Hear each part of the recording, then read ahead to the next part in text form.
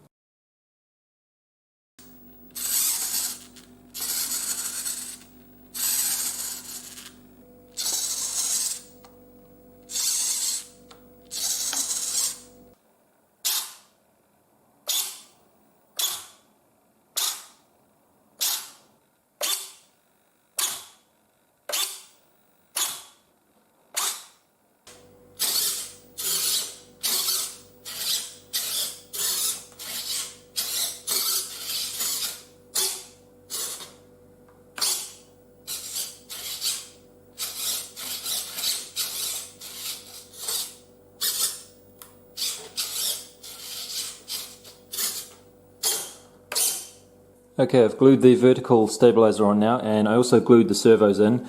I did the tail a little bit differently to the wing because I started off by putting the glass on first, and then I cut the servo pockets out. So to cover them over again, I've put a little bit of putty in there and sanded it smooth and put a little piece of glass over the top of that so that when it's painted it's not going to be a horrible bump. And for the linkages on the elevator, I decided to try and use these plastic ones like that because it's quite thin here. I couldn't use these on the wings because the wings were very thick. But for some reason the hinge is not very loose here. It's okay in the up direction, but when you want to go down, I've done this many times before, so I don't know why. I just can't figure out why it doesn't want to go down very easily. And the trouble is that there's already a bit of movement showing. It works. I've put the servo tester on and a linkage here and I tried it. It works and everything. But it's just moving a little bit too much in the wing and it's kind of dodgy. So what I'm going to do is use some of these FR4 pieces again and glue those in like this. So it's going to take up a good half of the elevator distance with a glue connection. And I might also put a little bit of glass over the top of that too, because there's not quite so much area here as there was on the wing ones. And the vertical stabilizer, or the rudder rather, I had to cut a little bit out of the bottom of that. Obviously the wire, I hadn't really thought too much about where this wire was going to go, so it's just ended up going under the rudder there with a bit of hot glue. And this diagonal cut there is so that when the elevator comes up they're not going to collide. Can't really do this with one hand, but hopefully you can, oh, here you go, like that, so they're not going to hit each other. The linkage for the rudder is a little bit different because it has this tape hinge which goes like that. And my first thought was to try a pull-pull sort of a system, so I've made a FR4 control horn that goes in both sides, or out both sides, like that. And I cut a hole all the way through the vertical stabilizer there to put a double-sided servo horn on here. But I'll show you a little bit of footage here about why this doesn't really work too well. It's because the longer side gets longer quicker than the shorter side gets shorter. So there's an imbalance that's just not really going to work. So I've ended up going back to just the normal control linkage on one side. That's center there, according to the servo. So we don't have as much resolution on the left side there as we do on the right, but that's probably okay. See how quickly it moves on the left?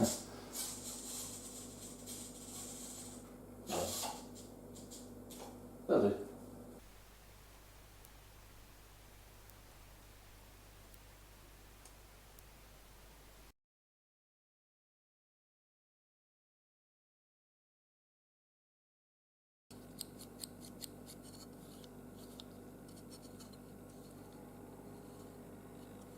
Okay, I've just tacked these together with CA and I'm about to epoxy them together properly. The original plan was to have two thicknesses down this side plate here because at that distance the FR4 gets a bit flexy, and you can see I actually have a little extra width in that slot there to accommodate that. But what I'm going to do instead, I think, is just to reinforce around the inside here with some microspheres and a couple of little layers of glass, I think, because the wheel that goes in there is rounded, of course, so all of those corners there can be filled in quite a bit before the wheel will be struck. And I'll only do that up to about halfway, because once you get to about this length of FR4, I think it'll be strong enough.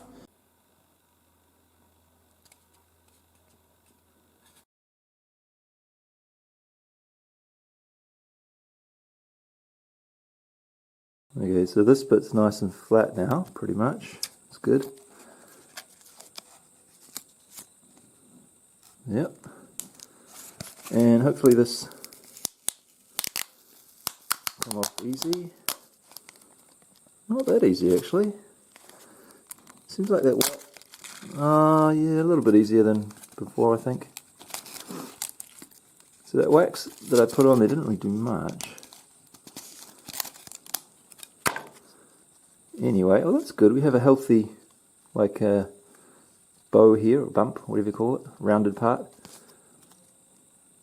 And the outside is pretty flat. Yep, filter on here, filter on here. So this is the bit I'm going to be sticking the hinge to here. It's nice and flat. It's good. Weighs not much. Oh, and it's a little bit too strong, I think. Yeah. There's not much spring in it at all. Oh, it's a lot stronger than I thought.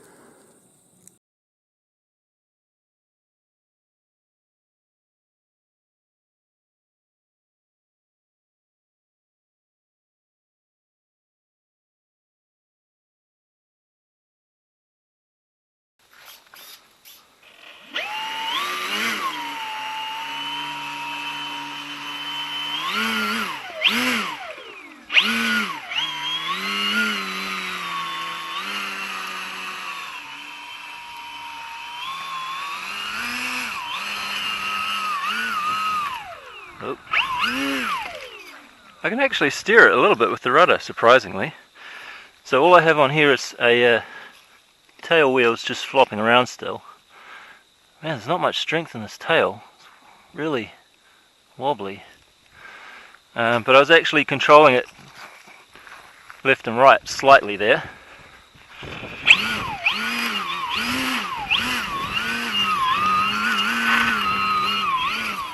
Wow, it's quite steerable. Huh! Just this little bit of rudder, amazing.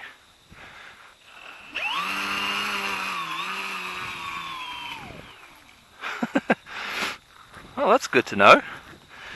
I might not need to bother putting any, I was thinking of putting at least some rubber bands to try and keep this to go in the center, but maybe that would be detrimental to what I'm trying to achieve.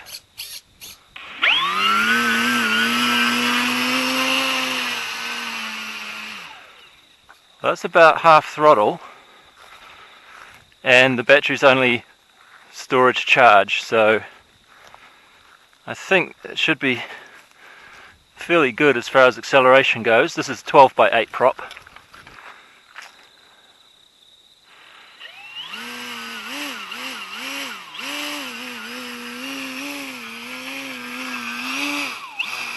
Oh.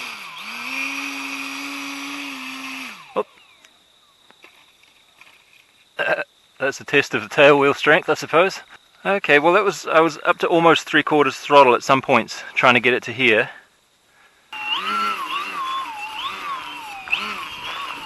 Okay, let's do a left turn. Oh yeah. Oh, that's better. Hell yeah. Yeah. Oh, it's fine on this. No problem.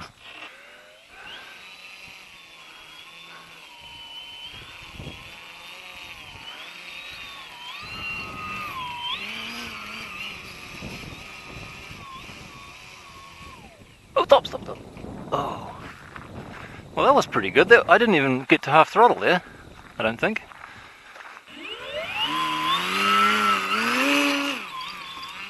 Oh. Okay, tail came off the ground very easily there. The wind's coming straight at us, which helps. But also because the motor would be pulling the front down quite a bit. So yeah, just have to keep that in mind, I guess, when you're trying to lift off. That tail's just going to pop straight up. Should be fine though, as long as you know it's going to happen.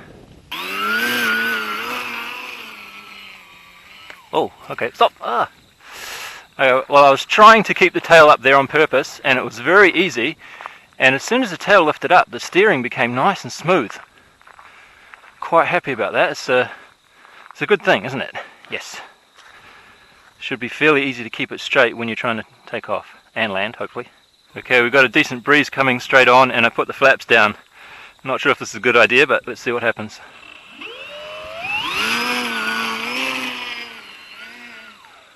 Oh yeah, it's looking pretty light on its feet there.